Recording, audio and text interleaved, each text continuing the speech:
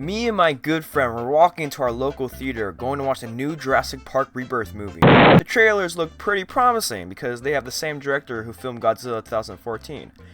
And I'm a pretty big Godzilla fan, I would say. So knowing Gareth Edwards was gonna film, I went in with high expectations. He also made my favorite Disney Star Wars film, Rogue One, which was another banger. I was really excited because the past Jurassic Park films have been kinda lackluster. Everyone was saying it was the best Jurassic Park movie ever, except for the YouTube creator Moist Critical. He's just one dude, and I was saying to myself, I should form my own opinion. After all, my fat ass already bought like 2 cases of Jurassic Park Dr. Pepper just because they had a cool Mosasaurus on it. So my friend and I sit down, ready to watch Peak. 2 hours, 13 minutes, and 20 movie food advertisements later, I found myself asleep. Man, that movie sucked! Why is everyone hyping this shit up? Is our movie standards this low after all those slop Marvel movies? Or am I just not getting something? I know this video is about Jurassic Park 3, I'll get there, trust me. But I have to say that, god damn, that family dragged that movie so much. Like, I don't even remember Dominion having characters that made me fall asleep, probably because they had the original actors from the first movie. That family should have died at the beginning Mosasaurus scene. I thought this third island was more dangerous than the last 2 islands. I guess I was wrong because no one fucking dies in the movie hardly. Ain't this St. Hubert Island supposed to be the island with dinosaurs that are too dangerous to be in the normal park island? Also, come on, a Snickers wrapper is the smartest idea we could come up with. How all the dinosaurs break free? That's the reason why. All these advertisements really just takes me out and just makes the movie more like a comedy for me, honestly. And after all of this, I went on YouTube and saw someone ranking all the Jurassic Park movies, expecting him to have the same review as me of the recent movie that came out. Let me play the clip right here. But it does deliver a ton of fun sequences while we follow these solid new characters on this adventure. So I'm putting Jurassic World Rebirth in B tier. Hell no! Why did this guy make his avatar a dolphin chef? He's not even cooking with these takes. Who's taking the piss? You are. I don't think you can actually cook. If you'd have fucking talked to me... If you can't cook a fucking muscle... If you had fucking Yes. talked to me... Yeah? Go on. Eh? Go on. Yeah? Finish it then. That's when it got me thinking. Wait a second. Why did he put Jurassic Park 3 that low? I remember that movie being really good. That had me really intrigued because I thought people also liked that movie. I looked it up and surprisingly, everyone has a lot of negative takes on the movie, saying Amanda Curry was annoying, bad plot points, and short run time. So I had to rewatch it myself to truly understand if it was as good as I remember. Alright, let me first get the movie context out of the way. Paul and Amanda Kirby are a divorced couple who lost their kid Eric while he was sailing near an island that has, dinosaurs. Instead of being on the same island, it's on a new restricted island called Isla Sorna, where cloning and ecosystem disruption have caused all the dinosaurs to be more dangerous. Oh. Cut to Alan Grant, the same guy from the previous 2 movies, who hates kids and dinosaurs. And you know what? I feel kind of bad for him because he gets kind of cucked because his main lover Ellie is now married to someone else and has like 8 kids now. And while Grant is stuck in a minimum wage job getting laughed at in his lectures. I hope this has been of interest. It certainly excites us as paleontologists. But there is much more to discover, and that is why we continue to need and ask for your support. Oh, brother, this guy stinks! I feel really bad for him, to be honest. The Kirby couple says, hey, we'll pay you to fly over to the island. He's like, yeah, okay, cool. Because apparently no one in this franchise learns anything ever. Spoiler alert, they're actually not rich at all. They're just 2 divorced boomers trying to rescue their 12-year-old son who's been stranded on a death island for 2 whole months. So now Grant and the gang fly to Isla Sonora, where we as an audience get to see the best scene in all of Jurassic Park.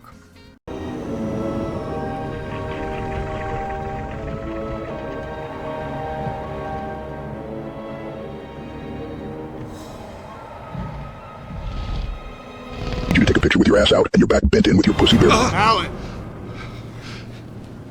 Grant gets mad at the couple, however, it's too late. Amanda has already attracted the Section 8 demon by screaming out loud into a microphone. We get this cool fight scene between the T-Rex and Spinosaurus, which I really enjoyed personally.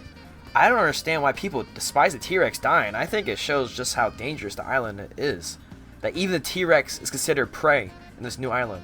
Plus, it's not even the same T-Rex from the last 2 movies.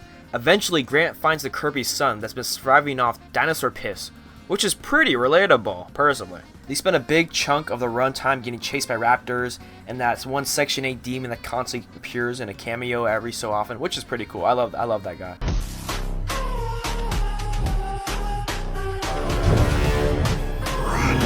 Have I mentioned how much I appreciate the birdcage place? I haven't really seen that much people mention the birdcage. I personally think it's the best background in all of Jurassic Park 3. I would even say all the Jurassic Park movies. I think it's the best scene, background. They did a pretty good job. I really like the bridges and the fog, and everything just looks so alien, including the dinosaurs, the Petrions. I think that's how you say the name. Don't butcher me if I ruin that dinosaur name. There's some really hard dinosaur names out there to say. I kind of wish that Billy had died instead of returning at the end of the film. Kind of ruins the big sacrifice he made. Hey, at least it's not as bad as the end sacrifice of Jurassic Park Rebirth.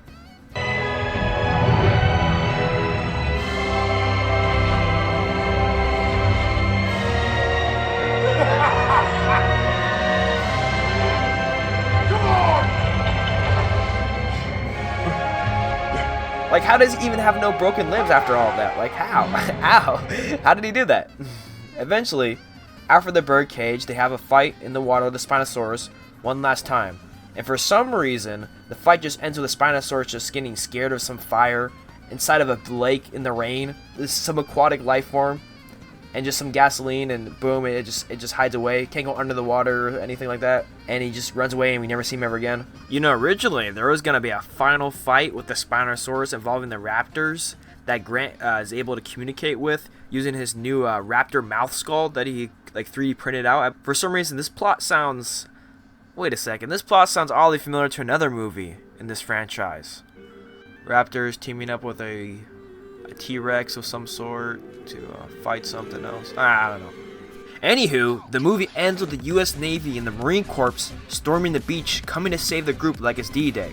When did Ellie and Grant got connections with the US government? Aren't they just plantologists? That's the movie, basically. Dinosaurs, divorce, dumb decisions, but it has really cool Spinosaurus edits. I hate everything about you. Why do I love you? I hate everything about you. I hate everything. Man, I love that stupid little phone jingle that Spinosaurus has every time it shows up. I love that little jingle all the time. It really just makes the movie shine, in my opinion. The Spinosaurus in Jurassic Park 3 was created by Stan Wilson Studio for the animatronic. Yes, it actually was an animatronic, which was pretty cool. And designed by Mark McGree. And I must say, they did a great job as always. I know some people who say the Spinosaurus dinosaur looks too robotic in some scenes, but personally, they did a really good job for a rush and chaotic production. I love me some good practical effect animatronics. There comes a time in a man's life where they must choose who has the better design, a Dominus Rex from Jurassic World or the Spinosaurus from Jurassic Park 3. And I will say, it's definitely the Spinosaurus. Unless we're talking plot-wise, then it would go definitely to the Dominus Rex. I really think this movie has a lot of great potential if the plot wasn't really so rushed. Steve Spielberg, who directed the last 2 movies, chose not to direct Jurassic Park 3. He had directed the first 2 films and felt that the third film needed a different directorial vision. Despite not directing, Spielberg was still involved as an executive producer. I'm surprised that they had so many problems with Spielberg still being involved. I really believe there are 2 things they could have added in the film to not only make the runtime longer, but also flesh out the plot more better. Okay, so the first thing I would fix in Jurassic Park 3 is 1, being able to give more backstory to the Spinosaurus and why it's hunting them. Maybe during the scene where the raptors were chasing after them, inside that abandoned clothing building, they go to this big underground basement after running away from the raptors chasing after them. Grant and the gang can see scratches all over the walls and blood on the floor.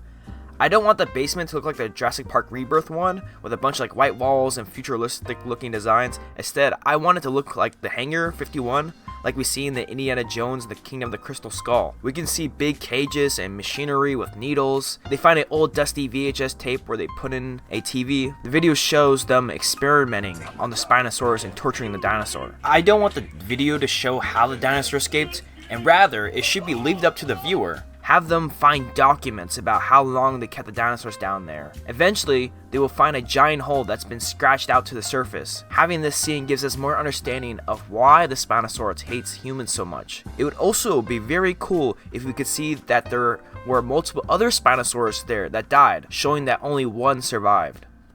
The second scene I would add is a way better ending. I really feel like they were trying to take inspiration from the novel, since in the end of Jurassic Park book, the Navy does indeed come and burn down the whole island. I really think a Vietnam War against dinosaurs would be pretty cool to watch. Have the final scene where after the men come on shore, they get ambushed by the Spinosaurus, killing all of them, but Grant takes off in the helicopter with the Kirbys to the aircraft carrier. They are forced to make a landing on an aircraft carrier after Amanda Kirby gets critically hurt during the battle at the beach with her bleeding out. They were able to land at the aircraft carrier and have Amanda taken away on a stretcher to the medical bay.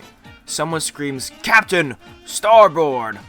That's when they see the Spinosaurus swimming to the carrier. The carrier is not fast enough, and the Spinosaurus gets on the top deck, and the final fight would be there, and it would end with Grant lighting the famous flare shot and making the Spinosaurus chase after him. Just before the Spinosaurus eats Grant, he would jump off the aircraft carrier, but then he would grab the ledge. This would make the Spinosaurus fall off the boat, not able to stop its weight in time. Paul Kirby would help him get back on top, while the captain yells, "Release the death bomb charges."